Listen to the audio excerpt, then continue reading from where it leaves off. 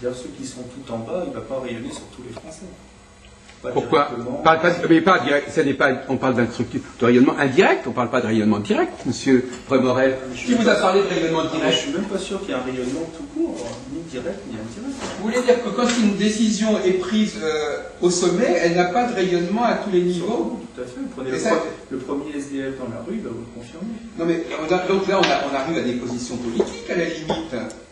Mais c'est ce que vous faites depuis. Oui, d'accord, mais vous aussi. Ben, on est obligé de se positionner politiquement par rapport à... Voilà, c'est ça. Donc vous refusez l'idée d'un pouvoir qui rayonne à différentes strates, avec des gens qui collaborent, des collaborateurs de plus en plus nombreux, à toutes sortes de niveaux, avec des préfets, etc. Vous refusez ça, mais c'est intéressant. Là. Peut-être que notre débat se réduit à cette question d'idéologie politique. J'ai l'impression. C'est-à-dire, c'est presque. Non, vous mésinterprétez encore ce que j'ai voulu dire. Non, c'est pas ça que j'ai voulu dire. J'ai dit que moi, je reconnais le modèle, si vous voulez, mais je dis qu'il n'est pas applicable. Ou alors qu'il est applicable de façon très locale. Tout le monde n'est pas au garde à vous devant Sarko. Voilà. Mais attendez, moi je ne parle pas de Sarko, etc. Il se trouve que l'on a inventé une constitution politique qui est faite en sorte qui essaie de contrebalancer. Enfin bon, moi j'ai fait les sciences politiques, on pourrait discuter là-dessus. L'administration, par exemple, les membres de l'administration, même s'ils travaillent pour le chef de l'État, directement. Regardez par exemple, je donne un exemple. Regardez par exemple un film comme 2012 là, qui vient de sortir. Inconditionnel du chef de l'État. Un film comme 2012. Prenez vous me rappelez que l'exemple que je vous donnais tout à l'heure, c'était pas lié à Sarkozy. Il reste peut-être encore un peu de place sur cette feuille là. Oui, c'était pas lié à Sarkozy. C'est pas lié à Sarkozy, l'exemple que je vous ai donné. Pourquoi tout d'un coup ça vient à Sarkozy? J'ai dit que, je pense par exemple un metteur en scène qui met en place un film comme 2012. Bon, entre le moment, il y a un décalage même dans le temps et dans l'espace, entre le moment où le film est programmé, où les acteurs, bon, il choisit le sujet, il y a des scénarios, etc. Et le moment où il va y avoir 30 millions de gens qui vont voir le film, hein, il y a tout un ensemble de strates qui vont se produire. C'est quand même pas compliqué de comprendre ça. Mais ça ne veut pas dire que les gens sont au garde à vous devant le chef. Ils ne sont pas au garde à vous de ça, mais ils sont tributaires de ce qui a été décidé. Plus ou moins. Oui. Non mais ne caricaturons pas. C'est ça. Si pas vouloir refuser l'évidence. Non mais c'est pas l'évidence justement. Sinon on va refuser pas. Non mais pourquoi chercher des exemples qui pourraient éventuellement montrer que c'est pas aussi simple que ça? Il y a des raisons idéologiques. C'est pas simple parce que la description est tellement schématique qu'elle est bien fausse. Oui, d'accord. Enfin, et pourquoi dire que c'est aussi simple que ça? C'est peut-être une raison idéologique aussi? Oui, mais c'est bien. Mais je ne dis pas le contraire. Mais il apparaît clairement que les positions que ici sont dites au niveau astrologique sont des positions idéologiques finalement. C'est ça qui me paraît intéressant même. Oula, mais là vous allez vite dans vos conclusions quand même. Ben, écoutez, on peut imaginer que nous parlons de ces questions-là avec notre bagage psychologique, sociologique, social, intellectuel. Ça c'est vrai depuis le début, on est d'accord là-dessus. Bon, et qu'il faudrait interroger là-dessus. Moi, on pourrait psychanalyser un petit peu les positions des uns et des autres et dire, par exemple, pourquoi M. Nguyen a telle position. Moi, je pourrais aussi proposer des hypothèses à ce sujet. Au niveau de sa vie personnelle, de son histoire personnelle. Oui, mais comme ce ne serait que des hypothèses... Non, des hypothèses à vérifier, qui seraient peut-être vérifiables d'ailleurs. Mais de toute façon, c'est tout à fait normal. Je pourrais même dire aussi que ceux qui viennent à l'astrologie aujourd'hui, que l'astrologie attire certaines catégories de personnes. Ah bah c'est clair. Et que ces personnes ont certains points communs, ou ont certains rejets, et certains refus, ou certaines difficultés. De communication. Non, oui, à tous sortes de niveaux. Donc effectivement, le fait que le facteur 1, on pourrait d'ailleurs dire très facilement pourquoi le facteur 1 ferait problème. Parce que justement, quelque part, c'est peut-être le rejet du facteur 1 qui pourrait amener certaines personnes à l'astrologie, par exemple. Pourquoi? Parce que... Oui, le facteur 1, c'est dans le niveau 1. J'explique ça. Bon, imaginons par exemple que j'ai un problème de refus de l'autorité. Au lieu d'accepter qu'il y ait des êtres humains qui affirment cette autorité, je vais dire que ce sont des astres, que le cosmos. Je règle, soi-disant, mon problème d'autorité. Bon, on peut donner des tas d'exemples comme ça. L'astrologie permet de régler la religion, par exemple, quelqu'un qui a un problème avec les femmes, par exemple. Il y a des tas de problèmes qui peuvent être résolus et qui permettent. Par exemple, moi je dis, par exemple, propos de parler de dualité, quelqu'un qui a un problème pour vivre le féminin et le masculin, eh bien l'astrologie est extrêmement commode parce qu'on n'est plus dans la dualité, on est dans le 12 par exemple. Le 12 c'est aussi un refus du 2, mon cher Franck Nguyen.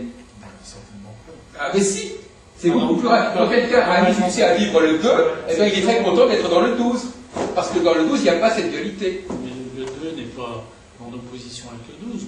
Le 2 et le 12 font partie du même système. Ils sont au même niveau. Oui, mais vous êtes d'accord avec moi que si, enfin là je crois qu'on est d'accord, que si quelqu'un, on a vu quand même suffisamment de gens faire de l'astrologie et devenir astrologue, il est certain que le fait de savoir qu'il y a 12 types, par exemple, pour ne pas parler du nombre de planètes, etc., eh bien, ça relativise beaucoup la question de la dualité au niveau social. Par exemple, au lieu d'être une femme et un homme, je suis Sagittaire ou Capricorne ou machin truc, etc. Eh bien, des gens qui ont une difficulté à être homme ou femme, ils trouvent dans l'astrologie un mode d'explication, un mode de définition qui est plus acceptable pour eux. Enfin, là, il y a un glissement entre utilisation et structure. La structure de l'astrologie, comme tout outil, peut être utilisé comme un couteau, ça peut être utilisé pour peler une pomme ou pour trucider quelqu'un. On va dire que structurellement, un couteau a pour objectif de peler une pomme ou de tuer quelqu'un. L'astrologie a structurellement une structure numérique, mathématique, avec des relations 1, 2, 3, 4, 5, 6, jusqu'à 12, selon moi. Elle n'a pas vocation, elle peut être utilisée pour régler tous les problèmes que vous voulez, vous pensez les régler dans la relation de couple, dans une femme professionnelle, tout ce que vous voulez, mais ce n'est pas structurellement son objectif ou sa nature. Pendant des différents jours, on a parlé de résistance. On a dit par exemple que le cycle génère de la résistance. Par exemple, le fait, par exemple, cycle, pourquoi les gens ne vivent pas bien le cycle? Parce que le cycle implique d'abandonner certaines choses qu'on a mis en place à un moment donné. Donc, si les personnes qui ont une difficulté à vivre la cyclicité, elles vont élaborer des systèmes comme celui de M. Mazuir, où ce qui est élaboré pendant la cyclicité a légitimité et doit perdurer. C'est toujours le même problème. Il y a une carence, il y a une pathologie de la résistance au cycle. Donc il y a une pathologie au cycle, il y a une pathologie à la dualité. Donc quand les gens ont des pathologies de dualité et de cyclicité, eh bien ils rêvent d'une astrologie où la cyclicité et la dualité n'existent pas, où elles sont étouffées par d'autres structures comme le 12. Moi je pourrais dire à l'inverse que les gens qui n'arrivent pas à conceptualiser le 12 se rabattent sur des astrologies plus simples, à base par exemple de 1. Alors effectivement, c'est une question qu'effectivement a posée notre ami Guinard. Si vous pensez que le 12 est un mode qui convient bien à l'intelligence humaine et que nous, d'ailleurs je ne connais personne d'ailleurs, entre parenthèses, qui pense en termes de 12. Le fonctionnement de l'esprit humain ne passe pas par le 12, c'est beaucoup plus trop. Et d'ailleurs, imaginez par exemple que vous fassiez un exposé à qui que ce soit, si vous dépassez le stade du 2, éventuellement du 4, les gens sont complètement largués. L'esprit humain n'est pas capable de fonctionner sur le 12. Ça veut dire quoi, fonctionner sur le 12? C'est-à-dire que ça n'est pas un outil intellectuel pour l'être humain. Ben, si. Vous parlez d'une base numérique ou pas? Non, mais est-ce que vous connaissez beaucoup de philosophes qui ont utilisé le 12? Soyez sérieux. En tout cas, il y a beaucoup de philosophes qui ont déjà utilisé le 2, ne serait-ce que les Oui. philosophes chinois. Oui. Donc ils ne sont pas restés au 1. Ah oui. Alors, Non, écoutez, ça suffit. J'ai dit que c'était le 2 qui était important. Je reprends le raisonnement, je peux dire, à la place du 12, les gens qui n'arrivent pas à utiliser le 2 se limitent au 1. Oui, mais moi j'en connais pas personnellement. Ben, dans le 2, le 2 c'est l'absence ou la présence, on est déjà dans le 2. Oui, exactement. Donc, problème ou absence de problème, satiété ou faim, on est dans le 2. Oui. Donc le 2 est partout, le 1 est nulle part. Mais on est d'accord? Alors, si on est d'accord, c'est pas ce que j'avais compris. Non, mais vous êtes d'accord. Tout ce que je dis passe par le 2. De quoi vous parlez là? Non, le 2, vous le voyez comme une extension du 1. Moi, je ne vois pas le 2 comme une extension du 1. Vous voyez le 2 comme un moment du cycle du 1. Moi, je vois le 2 comme structurel. Il ne peut pas y avoir de 1 tout seul. Il y a forcément de 2. Alors, écoutez, je vais vous poser une question. Dans le cas du jour et la nuit est structurelle par rapport au 1 ou c'est une extension du jour, monsieur Nguyen? Le jour et la nuit, c'est les oppositions. Ce qui est structurel, c'est l'opposition entre la lumière et l'obscurité. Oui. Mais malgré tout, c'est jamais qu'un manque de lumière, une absence de lumière. La lumière et l'obscurité, c'est la base. Et après, on s'aperçoit qu'en fait, de manière, quand les connaissances augmentent, on se rend compte qu'il y a une unité entre la clarté du jour et l'obscurité de la nuit. Mais le 2 est premier par rapport au 1. Sur ce point-là, je suis parfaitement d'accord. Donc, je vois même pas, il ne s'agit même pas de discuter là-dessus, je suis d'accord. Donc, vous enfoncez des portes ouvertes, je suis parfaitement d'accord sur le 2. Non, c'est-à-dire que vous mettez l'accent sur le 1 comme structure primordiale. Moi, je vous dis, le 2 est la structure primordiale. C'est le 2 quelque part qui conduit au 1, et ce n'est pas le 1 qui conduit au 2. Chez vous, par exemple, le début du cycle... De toute façon, vous avez sauté du sujet. Tout à l'heure, vous nous parlez du 12, maintenant vous nous parlez du 2. Ah ben oui, non, mais c'est pas sérieux. Parce qu'effectivement, si vous étiez simplement en train de débattre avec moi du 1 et du 2, on serait d'accord depuis le départ. C'est quand vous apportez votre histoire du 12 que ça pose... Je viens de vous dire, il y a quelques minutes, que les philosophes raisonnent sur le 2 et que notre mode de fonctionnement est sur le 2. Et donc, vous étiez attaqué sur le problème du 12, vous n'étiez pas attaqué sur le problème du 1 ou du 2. Dans la psychologie chinoise, après le 2, il y a le 3. Oui. Et donc le 3 mène évidemment au 6, et le 6 mène au 12. Oui. Et après le 12, il n'y a pas. C'est pour ça que je mettais l'accent sur le 12, oui, en tant que, si vous voulez, extension du 2 et du 3. Oui. Oui. Ou borne, ou limite, ou confin. Ou confin. Mais il n'y a jamais le 1 qui se décline, en quelque sorte. Il y a toujours le 2. Par exemple, je ne sais pas, par exemple, j'ai un peu un exemple tout simple. Vous avez un gâteau. Bon, vous le divisez en 2, vous le divisez en 4. Et après, vous le divisez en combien, à votre avis? En 8 ou en 12? Autant de... Non, mais la division, je suis désolé, quand on passe du 2 au 4 et au 8 et au 16, on ne passe pas du 2 au 12.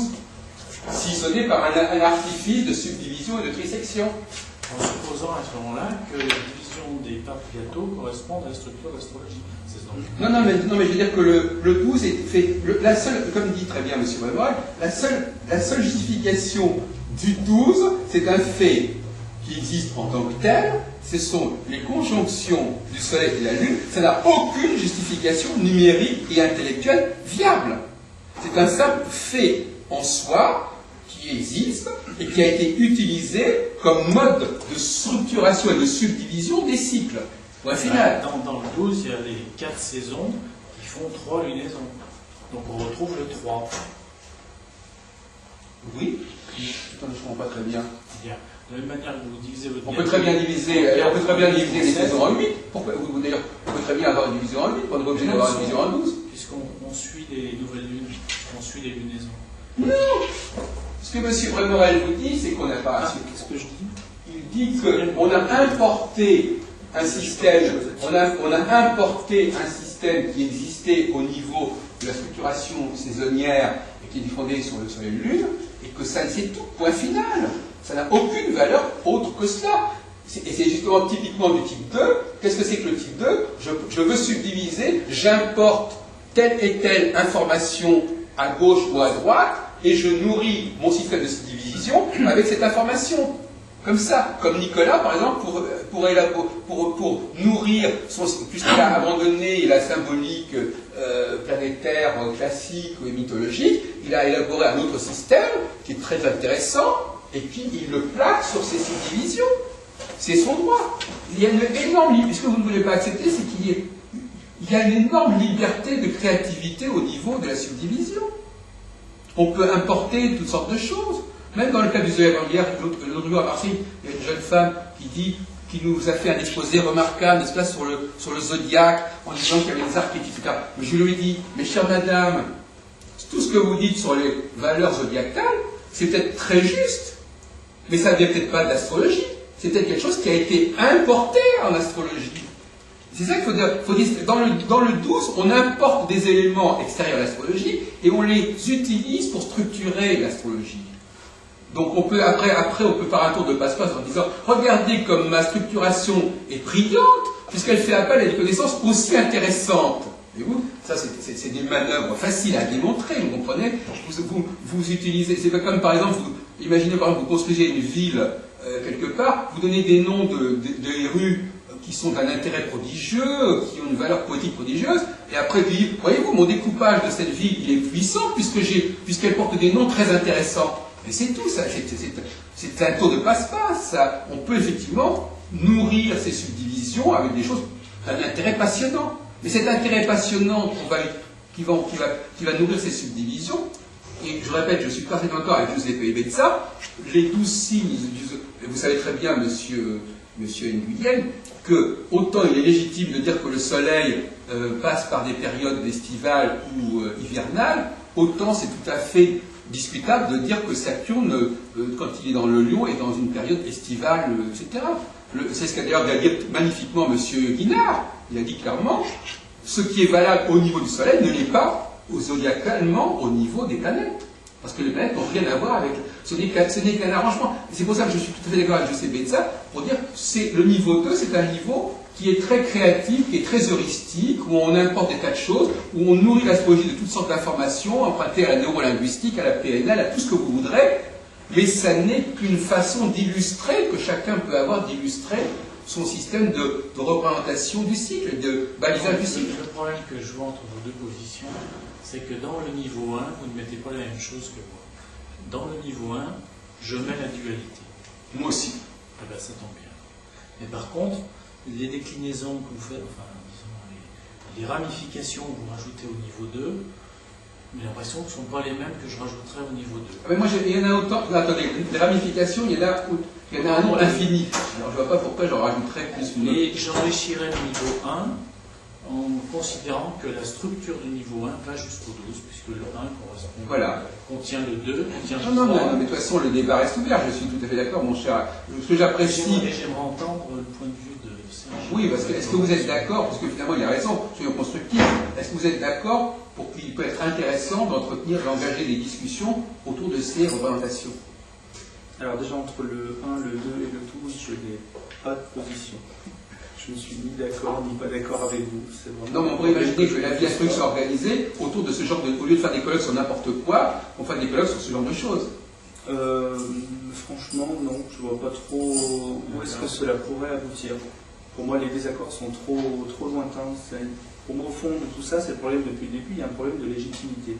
Il y a un moment, on va poser la question de la légitimité. C'était, je pense, aussi un peu ce que voulait dire M. Mazouir tout à l'heure. Et ce problème-là, on ne l'a pas résolu pour l'instant. On n'a pas abordé ce problème, je suis désolé de vous dire, on n'a pas abordé ce problème. On a simplement dit que le niveau 1 était l'occasion de fixer un certain nombre de normes majeures. On n'a pas dit ni selon quels critères, ni ce qui serait présenté. On n'a pas dit ça. La seule chose qu'on a dit, c'est ce qu'on n'accepterait pas dans le niveau 1. On n'a pas dit ce que serait le niveau 1. On a simplement dit qu'on accepte on a simplement marqué la division. Moi, je ne me souviens pas depuis 4 heures d'avoir en quoi que ce soit fixé les critères du niveau 1. J'ai simplement dit ce qui n'était pas. Pourtant, on vous a demandé. Non, mais peut-être. Je vous avais encore tout le temps. Monsieur Nguyen va nous quitter. C'est pas un problème. Moi aussi, je vais. Bon, je veux dire que d'autres questions sont le problème des critères. Comment? On est là depuis 5 ans. Oui, le problème du niveau 1, de ce qu'est le débat qui a existé, c'est ce qu'on ne fait pas, c'est ce qu'on n'accepte pas dans le niveau 1. Maintenant, ce qu'a dit M. Nguyen quand il a dit qu'effectivement le niveau 1 était de toute façon constitué d'un certain nombre de choses qui étaient inventées et qui étaient mis en place, c'est déjà un point de départ tout à fait intéressant.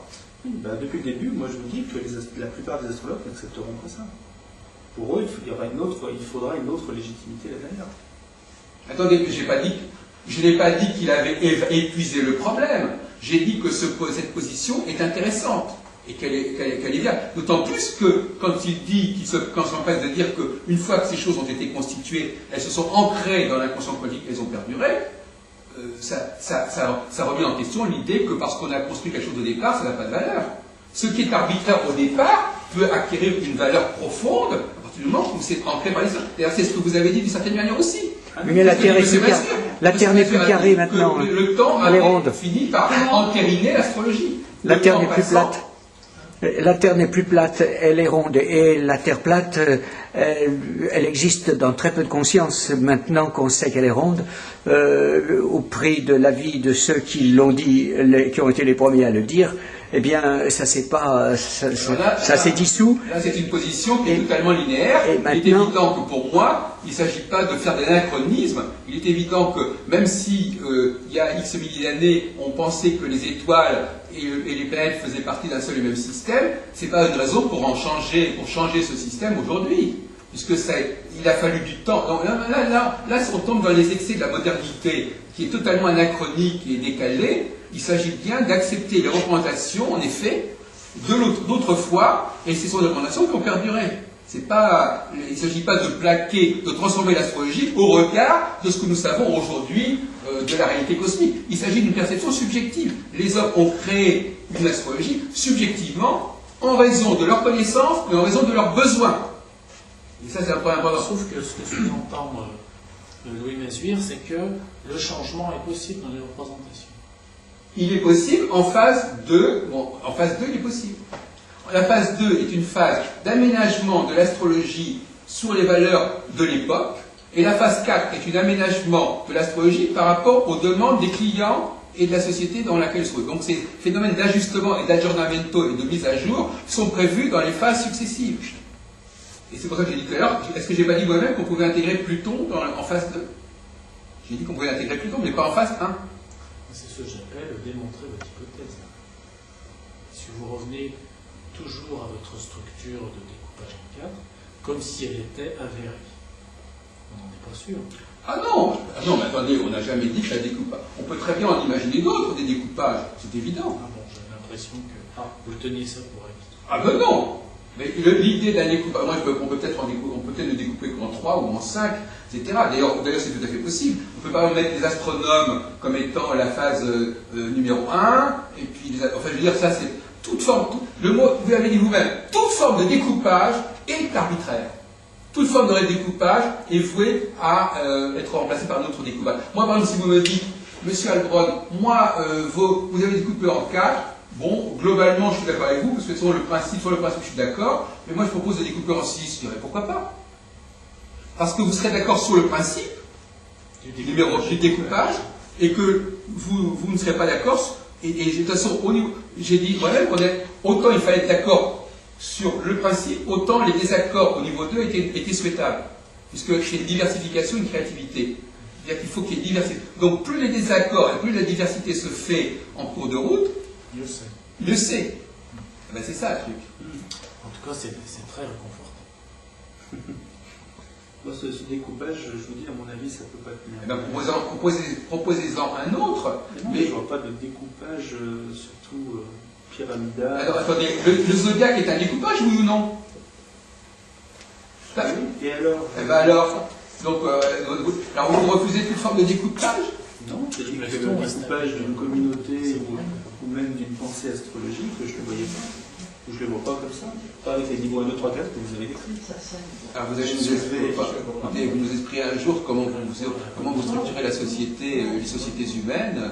Ah, mais les sociétés humaines, c'est une chose. La communauté astrologique, par exemple, c'en est une autre. Ah bon, mais la communauté astrologique, elle appartient à... Aujourd'hui, elle n'est pas structurée du tout. Comment? Aujourd'hui, elle n'est pas structurée. Ah bon? du tout. Moi, j'ai pas du tout cette impression. Moi, j'ai l'impression que c'est... Moi, par exemple, j'ai l'impression que moi, je suis un élément structurant de la société astrologique. Alors moi je pense que vous êtes un élément structurant d'une partie de la communauté astrologique, mais qu'il y en a une grande partie qui est complètement anarchique. Mais ils sont touchés indirectement. Indirectement, mais souvent pas du tout. Bah, écoutez, en tout cas, là on a un procès.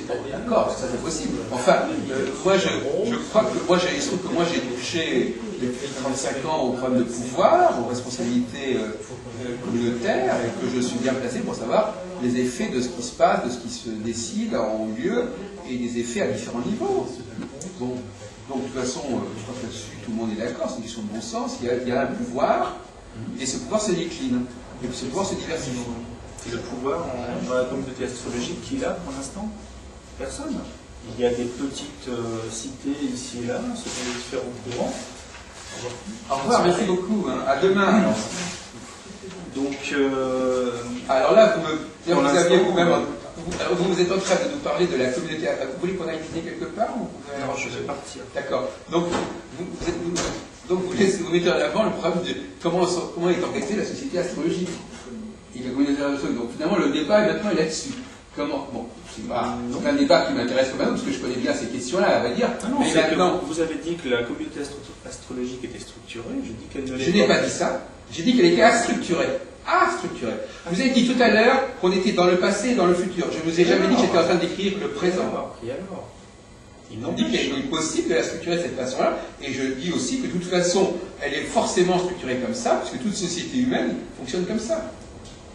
Oui, une société. Quand M. Lenoble décide d'organiser un colloque au mois de mars, eh bien, ça va déclencher un certain nombre de phénomènes de proche en proche, Voilà. assez importants. Qui vont toucher la plupart des élèves ou des proches de la personne, effectivement.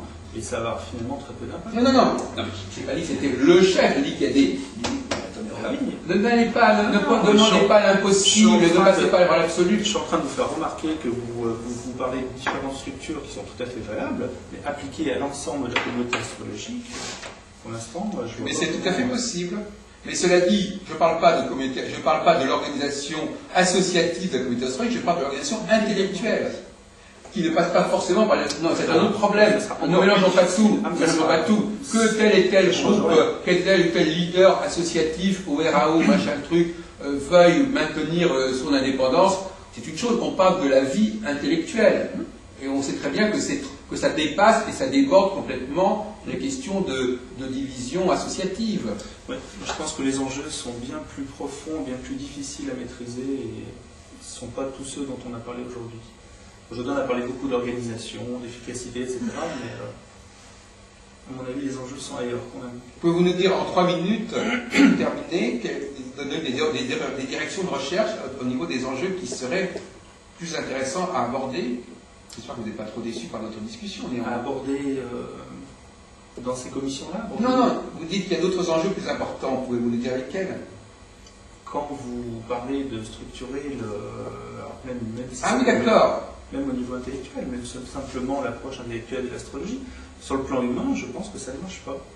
Comme vous le présentez, il y aura trop de facteurs de diversion. Donc vous avez choisi souvent un profil plus bas, si j'ai bien compris, c'est-à-dire que vous avez décidé qu'on va d'abord faire reconnaître qu'il y a un savoir-faire astrologique et que tout ce qui a été élaboré par les astrologues a une certaine légitimité, d'une certaine manière, et qu'on ne va pas se battre là-dessus. Non, je vous ai dit, moi je ne vois pas si loin. Moi, mon travail, c'est un travail de déconstruction. Après, quel va être le message qui va être retenu par les astrologues, ça c'est autre chose. Et ça, je ne peux pas deviner.